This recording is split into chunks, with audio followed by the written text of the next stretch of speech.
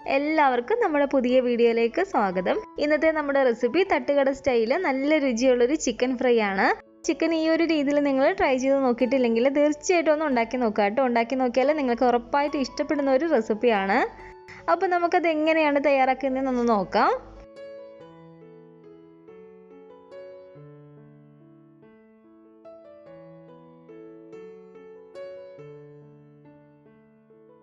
അപ്പോൾ ഈ ഒരു ചിക്കൻ ഫ്രൈക്ക് വേണ്ടിയിട്ട് ഞാനിപ്പോൾ ഇവിടെ ഒരു 650 ഗ്രാം ചിക്കൻ എടുത്തിട്ടുണ്ട്. ചിക്കൻ നല്ലപോലെ തന്നെ ക്ലീൻ ചെയ്ത് നന്നായിട്ട് കഴുകി എടുത്ത് വെച്ചിരിക്കുന്നതാണ്. ചിക്കൻ ഞാൻ ഇതുപോലെ ചെറിയതായിട്ടൊന്ന് വരഞ്ഞു കൊടുത്തിട്ടുണ്ട് കേട്ടോ. ചിക്കൻ നമ്മൾ നല്ലപോലെ തന്നെ ഒന്ന് കഴുകിയതിന് ശേഷം അതിൻ്റെ വെള്ളം നന്നായിട്ട് തോർന്നതിന് ശേഷം മാത്രം നമ്മളിതിലേക്ക് മസാലപ്പൊടികളൊക്കെ ചേർത്ത് കൊടുക്കുക. അപ്പോൾ ഇനി ചിക്കനിലേക്ക് നമുക്കൊരു 2 ടേബിൾ സ്പൂൺ അളവിൽ മുളക് പൊടി ചേർത്ത് കൊടുക്കാം. ഞാനിപ്പോൾ ഇതിലേക്ക് കാശ്മീരി മുളക് പൊടിയാണ് കേട്ടോ ചേർത്ത് കൊടുത്തിരിക്കുന്നത്. കാശ്മീരി മുളക് പൊടി ആകുമ്പോൾ ചിക്കൻ ഫ്രൈക്ക് കുറച്ചും കൂടെ നല്ലൊരു കളറും കൂടെ കിട്ടും.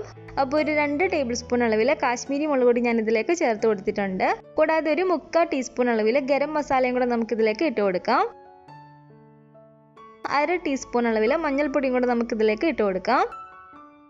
പിന്നെ ഇതിലേക്ക് നമുക്ക് വേണ്ടത് നാരങ്ങാ നീരാണ്. ഒരു മീഡിയം വലിപ്പമുള്ള നാരങ്ങയുടെ നീര് മുഴുവനായിട്ടും പിഴിഞ്ഞെടുത്തതാണിത്. അപ്പോൾ ഈ ഒരു നാരങ്ങാ നീരും കൂടെ നമുക്കിതിലേക്ക് ഒഴിച്ചു കൊടുക്കാം. 1.5 ടേബിൾ സ്പൂൺ അളവിൽ ഇഞ്ചി വെളുത്തുള്ളി പേസ്റ്റും കൂടി ചേർത്ത് കൊടുക്കുകയാണ്. ഇനി ഇതിലേക്ക് വേണ്ടത് 3/4 ടീസ്പൂൺ അളവിൽ പെരിഞ്ജീരകമാണ്. പെരിഞ്ജീരകത്തിൻ്റെ പൊടിയായിട്ടല്ല ചേർത്ത് കൊടുക്കുന്നത്. പെരിഞ്ജീരകം ഒന്നെങ്കിൽ നമ്മൾ മുഴുവനായിട്ട് ചേർത്ത് കൊടുക്കുകയോ അല്ലെങ്കിൽ ഇതുപോലെ ചെറിയതായിട്ടൊന്ന് ചതച്ചിട്ട് നമ്മൾ ചേർത്ത് കൊടുക്കുകയോ ചെയ്യുക. ഞാനിപ്പോൾ ഇത് ചെറിയതായിട്ടൊന്ന് ചതച്ചതിന് ശേഷം ഈ ഒരു പെരിഞ്ജീരകം ഇതിലേക്ക് ചേർത്ത് കൊടുക്കുകയാണ്. ഇനി നമുക്ക് ഇതിലേക്ക് വേണ്ടത് ചില്ലി ഫ്ലേക്സ് ആണ്. വറ്റൽമുളക് ചെറിയതായിട്ടൊന്ന് ക്രഷ് ചെയ്തെടുത്താണിത്. ഇതൊരു 3.5 ടേബിൾ സ്പൂൺ അളവിൽ ഞാൻ ഇതിലേക്ക് ചേർത്ത് കൊടുക്കുന്നുണ്ട്. അപ്പോൾ ഒരു 3.5 ടേബിൾ സ്പൂൺ അളവിൽ ചില്ലി ഫ്ലേക്സും കൂടി ഞാൻ ഇതിലേക്ക് ഇട്ട് കൊടുത്തിട്ടുണ്ട്.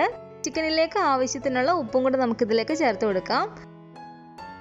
ഇനി ഈ ചിക്കൻ ഫ്രൈ പുറമെ നല്ല പോലെ തന്നെ ഒന്ന് മൊരിഞ്ഞ് വരാൻ വേണ്ടിയിട്ട് നമുക്കിതിലേക്ക് ചേർത്ത് കൊടുക്കേണ്ടത് കോൺഫ്ലോർ ആണ്. ചോളത്തിൻ്റെ പൊടിയാണിത്. ഇതൊരു 2 ടീസ്പൂൺ അളവിൽ ഞാൻ ഇതിലേക്ക് ചേർത്ത് കൊടുക്കുകയാണ്. കൂടാതെ 1.25 ടീസ്പൂൺ അളവിൽ അരിപ്പൊടിയും കൂടെ ഞാൻ ഇതിലേക്ക് ചേർത്ത് കൊടുക്കുകയാണ്. സാധാരണ നമ്മൾ ഇടിയപ്പത്തിന് ബത്രിക്കൊക്കെ എടുക്കുന്ന വറുത്തിട്ടുള്ള അരിപ്പൊടി തന്നെയാണ് ചേർത്ത് കൊടുക്കേണ്ടത്. കുറച്ച് നല്ല ഫ്രഷ് ആയിട്ടുള്ള കറിവേപ്പില ഒന്ന് കഴുകിയതിന് ശേഷം നമുക്കിതിലേക്ക് ഇട്ട് കൊടുക്കാം. ഇനി ഇതെല്ലാം കൂടി ചേർത്ത് നമുക്ക് നല്ല പോലെ തന്നെ ഒന്ന് മിക്സ് ചെയ്തിട്ട് എടുക്കണം. ആ ഒരു ചിക്കനിൽ മസാല നല്ല പോലെ ആകുന്ന രീതിയിൽ നന്നായിട്ട് നമുക്കൊന്ന് മിക്സ് ചെയ്തിട്ട് എടുക്കാം. പിന്നെ നമ്മളിത് മിക്സ് ചെയ്യുന്ന സമയത്ത് ഇതിലേക്ക് വെള്ളമൊന്നും ചേർത്ത് നമ്മൾ മിക്സ് ചെയ്യരുത്. ആ ഒരു നാരങ്ങ നീരൊക്കെ നമ്മൾ ഒഴിച്ചു കൊടുത്തിട്ടില്ലേ, അപ്പോൾ ആ ഒരു നനവിൽ തന്നെ നല്ല പോലെ തന്നെ നമുക്കിത് മിക്സായി വന്നോളൂ. അപ്പോൾ നമ്മൾ ഇതുപോലെ ഫ്രൈ ചെയ്യുമ്പോൾ ചിക്കനിൽ നമ്മൾ മസാല റെഡിയാക്കുന്ന സമയത്ത് ഇതിൽ മുട്ടയും കൂടി ചേർത്ത് കൊടുക്കാറുണ്ട്. അപ്പോൾ ആ ഒരു റെസിപ്പി ഞാൻ ഇതിന് മുമ്പ് അപ്ലോഡ് ചെയ്തിട്ടുണ്ട് കേട്ടോ. അപ്പോൾ ആ ഒരു ചിക്കൻ ഫ്രൈയുടെ റെസിപ്പി ഞാൻ ഡിസ്ക്രിപ്ഷൻ ബോക്സിൽ കൊടുക്കാം കേട്ടോ. നിങ്ങൾക്ക് ആവശ്യമെങ്കിൽ നോക്കാവുന്നതാണ്.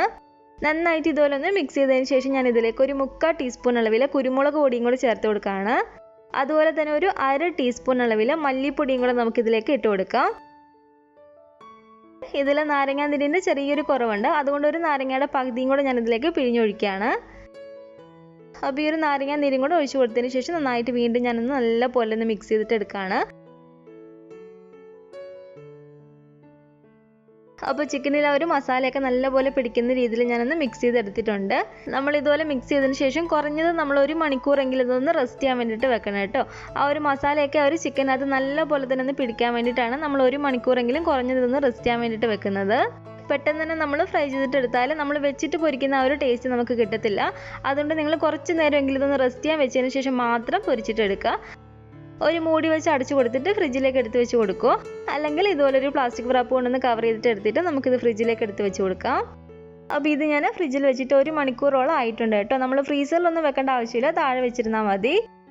അപ്പോൾ ഇനി ഇത് നമുക്ക് എണ്ണയിലേക്ക് ഇട്ട് കൊടുത്തിട്ട് നല്ല പോലെ തന്നെ ഒന്ന് ഫ്രൈ ചെയ്തിട്ട് എടുക്കാം. ഓയിൽ അത്യാവശ്യം നല്ല ചൂടായിട്ട് കിടക്കുകയാണ്. ചൂടായിട്ട് കിടക്കുന്ന ഈ ഓയിലിലേക്ക് നമുക്ക് ഈ ഓരോ ചിക്കൻ കഷ്ണങ്ങൾ ഇട്ട് കൊടുക്കാം.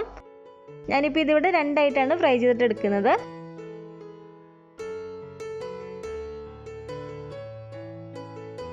ഒരു സൈഡ് അത്യാവശ്യം നല്ല പോലെ ഒന്ന് മൊരിഞ്ഞ് വരുമ്പോഴത്തേക്ക് നമുക്ക് ഈ ഒരു സൈഡും കൂടെ മറിച്ചിട്ട് കൊടുക്കാം.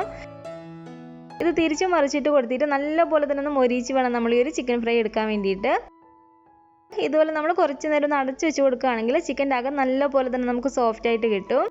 ഒരു 3-4 മിനിറ്റോളം നമ്മളൊന്ന് അടച്ചു വെച്ച് കൊടുത്താൽ മതി.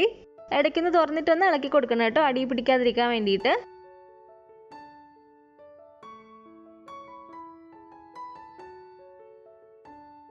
അപ്പോൾ ഇതുപോലെ തിരിച്ച് മറിച്ചിട്ട് കൊടുത്തിട്ട് നല്ലപോലെ തന്നെ നമുക്ക് ഈ ഒരു ചിക്കൻ ഒന്ന് ഫ്രൈ ചെയ്തിട്ട് എടുക്കാം.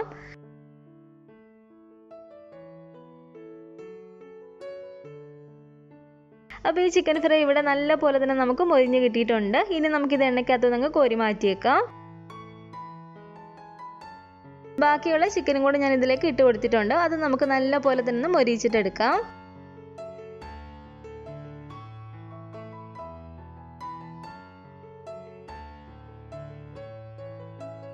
അപ്പോൾ ഇതും ഇവിടെ റെഡി ആയിട്ടുണ്ട്. ഞാനിത് എണ്ണയിൽ നിന്ന് കോരി മാറ്റുകയാണ്. ഇനി നമുക്ക് ഇതുപോലെ വേറൊരു പാനിലേക്ക് ഒരു 2 ടേബിൾ സ്പൂൺ അളവിൽ വെളിച്ചെണ്ണ ചേർത്ത് കൊടുക്കാം. ഫ്രൈ ചെയ്യുന്നത് നമ്മൾ സൺഫ്ലവർ ഓയിൽ ആണെങ്കിൽ കുഴപ്പമില്ല, പക്ഷേ ഈ ഒരു സമയത്ത് നമ്മൾ വെളിച്ചെണ്ണ തന്നെ ചേർത്ത് കൊടുക്കുക കേട്ടോ. അപ്പോഴാണ് നല്ലൊരു ടേസ്റ്റ് കിട്ടുക. ഇതിലേക്ക് ഇനി നമുക്ക് ഒരു കൈപ്പിടി ഇതുപോലെ സവാള നീളത്തിൽ കട്ട് ചെയ്തെടുത്തതാണിത്. അത് ഇതുപോലെ ഇട്ട് കൊടുക്കുകയാണ്. ഇതൊരു 7-8 വെളുത്തുള്ളി തൊലിയൊന്നും കളയാതെ ചെറിയതായിട്ടൊന്ന് ചതച്ചെടുത്തതാണ്. ചതച്ചെടുത്തതിന് ശേഷം ചിക്കൻ ഫ്രൈ ചെയ്ത എണ്ണയിൽ തന്നെ ചെറിയതായിട്ടൊന്ന് ഫ്രൈ ചെയ്തെടുത്ത വെളുത്തുള്ളിയാണ് കേട്ടോ ഇത്. തൊലിയൊന്നും കളയേണ്ട ആവശ്യമില്ല. നല്ലപോലെ ഒന്ന് കഴുകിയതിന് ശേഷം നമ്മളൊന്ന് ചതച്ചാൽ മതി കേട്ടോ.